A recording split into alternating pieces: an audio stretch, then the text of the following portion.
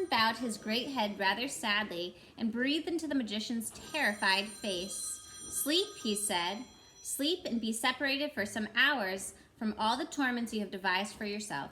Uncle Andrew immediately rolled over with closed eyes and began to breathe peacefully.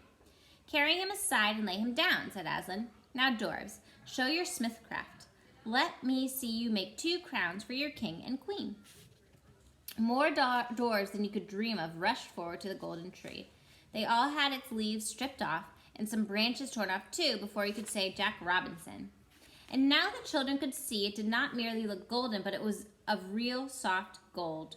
It had, of course, sprung from the half-sovereigns which had fallen out of Uncle Andrew's pocket when he turned upside down, and just silver had grown up from the half-crowns.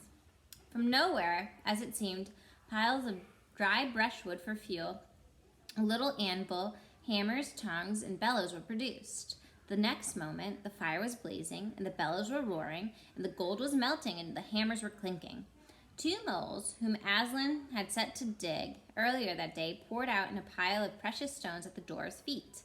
Under the clever fingers of the little smiths, 2 crowns took shape. Not ugly, heavy things like modern European crowns, but light, delicate, beautiful shaped circles that you could really wear and look nice by wearing. The king's was set with rubies, and the queen's was set with emeralds. When the crowns had been cooled in the river, Aslan made Frank and Helen kneel before him, and he placed the crowns on their heads. Then he said, "Rise up, Queen and King of Narnia, father and mother of many kings and that shall be in Narnia, in the Isles, and the Archenland.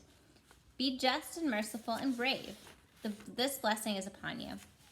Then everyone cheered and bayed or neighed or trumpeted or clapped its wings, and the royal pair stood looking solemn and a little shy, but all the nobler for their shyness. And while Diggory was still cheering, he heard the deep voice of Aslan say behind him, "Look."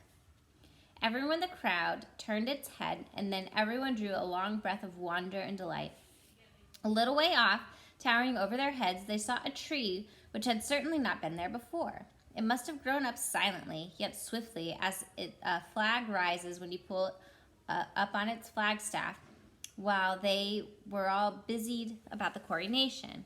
Its spreading branches seemed to cast a light rather than a shade, and the silver apples peeped out like stars from under every leaf. But it was the smell from which it came, even more than the sight, that made everyone draw in their breath. For a moment, one could hardly think about anything else. "Son of Adam," said Aslan, "you have sown well. And you, Narnians, let it be your first care to guard this tree, for it is your shield. The witch of whom I told you has fled far away into the north of the world. She will live on there, growing stronger in dark magic. But while that tree flourishes, she will never come down onto Narnia. She dare not come within 100 miles of the tree, for its smell, which is joy and life and health to you, is death and horror and despair to her." Everyone was staring solemnly at the tree when Aslan suddenly swung around his head and fixed his large eyes on the children. "What is it, children?" he said, for he caught them in the very act of whispering and nudging one another. "Oh, Aslan, sir," said Diggory, turning red, "I forgot to tell you. The witch has already eaten one of those apples, one of the same kind that the tree grew from." He hadn't really said all he was thinking, but Polly at once said it for him. Diggory was always much more afraid than she was of looking like a fool. "So we thought, Aslan," she said, "that there really must be some sort of mistake, and you can't really mind the smell of the apples." "Why do you think that, daughter of Eve?" asked the lion. "Well, she ate one." "Child," he replied, "that is why all the rest are now a horror to her. That is what happens to one who plucks and eats the fruit at the wrong time or in the wrong way. The fruit is good, but they loathe it after they eat it." "Oh," said Polly, "and I suppose the cause, because she took it in the wrong way, it won't work for her. I mean, it won't make her always young and all that." "Alas," said Aslan, shaking his head, "it will. Things always work according to their nature. She has won her heart's desire, and she has unwearyingly strength and endless days like a goddess. But the length of days with an evil heart is only length of misery, and already she begins to know it. All get what they want. They do not always like it. I nearly ate one myself, Aslan, said Diggory. Would I?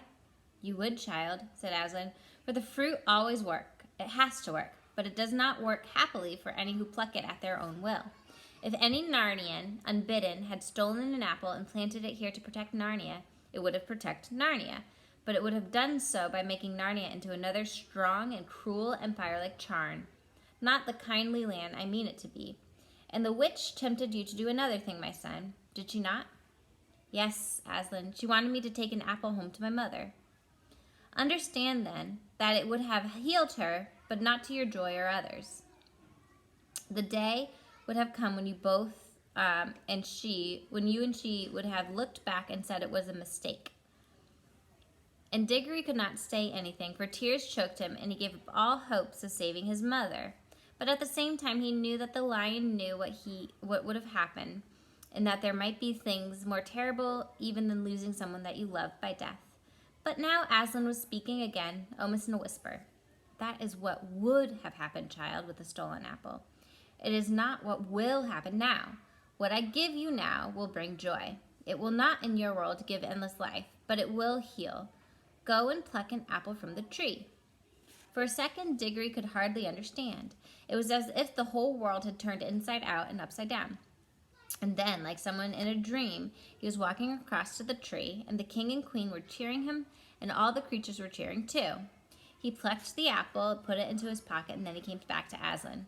Please, he said, may we go home now? He had forgotten to say thank you, but he meant it, and Aslan understood. All right, we'll finish the last chapter tomorrow.